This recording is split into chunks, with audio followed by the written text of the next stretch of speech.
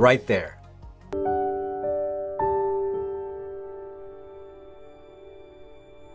Are psyops, psychological operations, real? Can someone actually play with your mind so you can start following some leader or point of view blindly even when it goes counter to your prior opinions? In today's world, can some multi-trillion big tech behemoth do their own psyops on you so they can shape the world to their agenda? I think Joe Rogan recently discussed the psyops angle and was focused more on the media doing psyops, but it's not my idea of a true psyop, which to me is an organized, planned, and data-driven affair. In my opinion, mainstream media was more of an instrument to amplify a particular message. In other words, I think they were more of a tool of the psyop.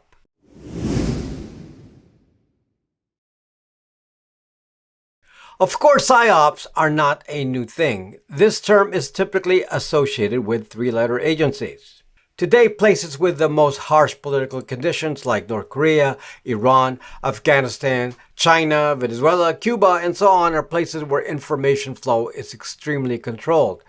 When information is fed into small communities, it is used to build radical extremists. And unfortunately, these extremists are actually just the victims, as they are convinced to give their lives up for a cause defined by their leaders.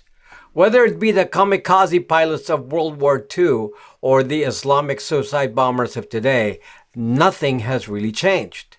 Just to demonstrate the power of close communities with close messaging, remember the Jonestown Massacre? That's where cult leader Jim Jones convinced the entire community of 898 to do revolutionary suicide. Or remember David Koresh and the Branch Davidians in Waco, Texas, where a whole community was also convinced to commit mass suicide? In the big picture, political messaging often features big in convincing a population to agree to moves which in retrospect may be unethical or inhumane. The Vietnam War was triggered by a Gulf of Tonkin incident that was pushed by three-letter agencies, but that incident never actually happened. How can we forget the WMD threat pushed by Bush and Cheney that started the Second Iraq War? Going back in time, during the Kennedy presidency, the Joint Chiefs of Staff planned a false flag operation to sink a U.S. ship so they could blame it on Cuba. Fortunately, Kennedy disapproved this plan, but then he gets assassinated. Folks, history is filled with lots of events where we're manipulated constantly in never-ending psyops to satisfy someone in power. I bring this to your attention so you can understand that this happens whether Democrats or Republicans are in power. Now let's analyze this in operational detail. There are certain elements to psyops that you need to be aware of. I'm going to tell you about 4 tools needed for effective psyops operations, in my opinion.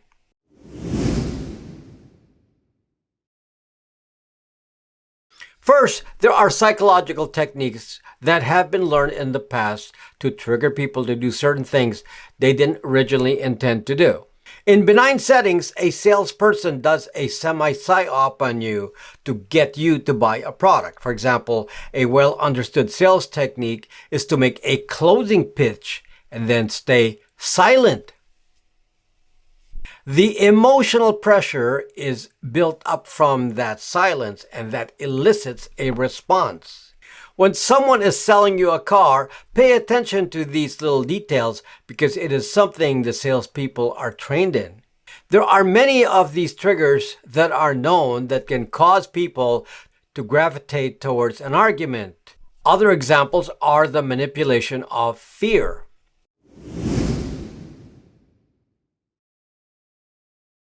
Second, marketing techniques are tools used in psyops. In general, it is about finding the target market. This means identifying a population that is likely to appreciate the message. This doesn't necessarily mean the target person already believes what you're going to push. It just means that from market testing, statistical evidence shows that they are likely to buy your argument. This is an important piece here because some people are not vulnerable to targeting, but it is not essential to target everyone. For example, you can disrupt a population by building a small but loud extremist group. Target marketing is about data analysis. This is not a random probing of a population. So I just want to make sure you understand that this is on scientific evidence.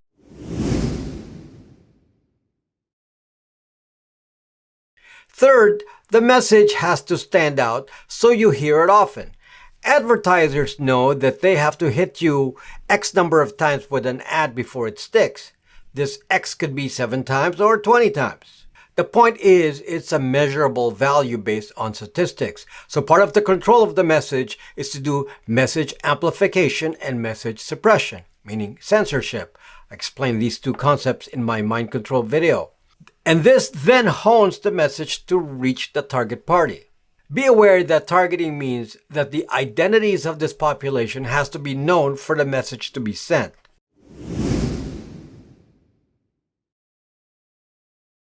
Fourth, in my recent video, I talked about how authority can be used to push a message, and even that alone can be sufficient. As long as authority is established, even false messages can be pushed.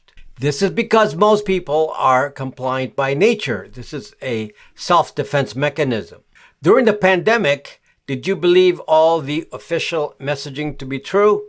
In retrospect, I know from personal experience that many statements said were utterly false and were just done to control opinion. Let's not forget mainstream media here. The independent press, through professional journalists, qualify as an authority. If you can manipulate a group of journalists to parrot a particular message like Hitler, then they're part of the psy-op instruments. The point here is that there is a sophisticated array of tools that can be used now to do these psy-ops, and big tech is involved with it to push an agenda. I don't know what the main agenda is. Maybe it is to build a compliant population. I can't attribute things to left or right points of view anymore, since from my knowledge of history, these lines have been blurred in recent times, which kind of proves it's about control.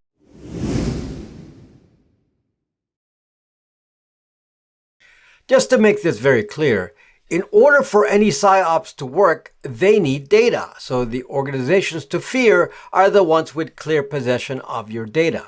The data is used to analyze behavior. They can use a broad data analysis to see who the target markets are based on some behavioral data, for example. But in order to measure the response to messaging, there has to be an identity. They have to know who you are. The identity can then allow the actual targeting. The biggest collector of this data is Google.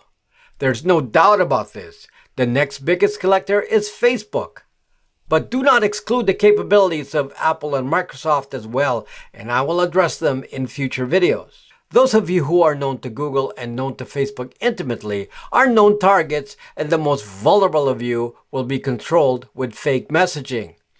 Now, I can't tell you specific instances of what messaging each individual gets, since it can be very customized to the target, but I can tell you that it's being done.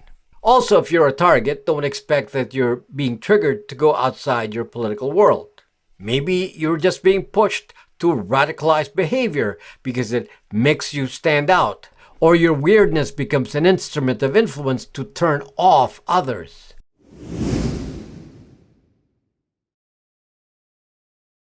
Now, so far you're thinking I'm a loony and I'm just making these things up, and I truly am paranoid. What I'm going to show you now is an example. It is one of the more well-documented examples of psy-ops in practice that we can all easily see. This is one company. There are many. Now, I will be direct with you here. I've made a video discussing this topic 3 times now over the years, and in all these past cases, the video was suppressed. So I'm not going to delve into detail. I'll just show you what is, then I will allow you to judge for yourself without too many words. The company I will show you is this. Just so I don't have to battle with the censorship algorithm, I will not even mention their name. You can just read it yourself. This company is an Alphabet partner. They've been working with Google for many years, and one of their earlier projects is called the redirect method. In light of their partnership with Google, this company has access to Google data. So all your interactions with Google, including your search activity, YouTube activity, Gmail, Google Docs, Google Photos, the Google Sensor Vault, and so on, would be available to them for analysis. And just to give you an idea of what this company has been involved with, their early project with Google involved GCHQ in the UK. They sought to identify Islamic extremists in London by their Google data, and then using Google search as their intervention method, they redirected search results to an alternate set of results. Basically, they wanted to suppress what they've identified as extremist ideas in search results and then amplify alternate search results in order to present a different view. While this in itself would not sound suspicious to any Westerner, the problem is that this company is of the extreme left-wing bent. This psy-op was used to influence politics. It was used for first identifying people who protest against left-wing ideas and then labeling them as violent right-wing extremists and then subjecting these people to the redirect method. You can research past projects of this company and you will find 100% focus on progressive left ideas, which I'm sure matches those of the Southern Poverty Law Center. This was also used to push establishment ideas during the pandemic. This was used to cut off dissent. The redirect method is so precise that it can map the Google ID of targeted populations to their exact locations on a map. Here I show an example of a map from their older website that I've captured in my prior video. Now, this company has expanded its approach and commercialized this psy-ops. And I will call it that since there is no other more accurate description of things like the redirect method. But just to show you their intent, let's read the section on the website called Interventions, which is really the psy-ops part. Look at this little chart. It is showing that their source of data is all of your data that can be found on the internet. Obviously, it has to be identity-based or it will not be useful. Then the next category is labeled Unique Risk Assessment Algorithms. This, of course, is the data analysis step that I've already said is being used to classify people into target populations. And then further to the right, it has a fork, and the first part of the fork says Actionable Data Insights, which is the research phase. And the second part of the fork is Interventions to End Harms. This is when the psy-ops actually begin. Now let's look at the terms described in their actual intervention process. Disruption. Of course, you already know the kind of disruption that is done here, suppression or censorship. And you also know what counter-messaging is, which obviously is targeted message amplification. Then there's this service and support connection, which is a nice way of saying that this intervention now includes parties like the government, someone to step in and physically knock on doors, or someone in a platform to disable an account. You can check the description for the link to this site and study it yourself, but I think you should be getting the point now that I'm not kidding you about actual psy-ops running today. This company, which I'm sure is one of many, is selling their services to others, and I would venture a guess that their clients would likely be other tech platforms, governments, and three-letter agencies. Anyone heard of the new social media Twitter clone called Blue Sky? This was started by Jack Dorsey of old Twitter. That's where all the left-wing progressives flocked to after the election. You can see the extreme censorship there with any right-leaning point of view. But that company has only 20 employees. There's no way they can do all the censorship manually. Could they be a customer of this psy-ops company, or maybe another competitor? There are other techniques, by the way, other than a redirect method or censorship. Other interventions include automatic bot counter-messaging in user comments. It's really hard to trust what you see.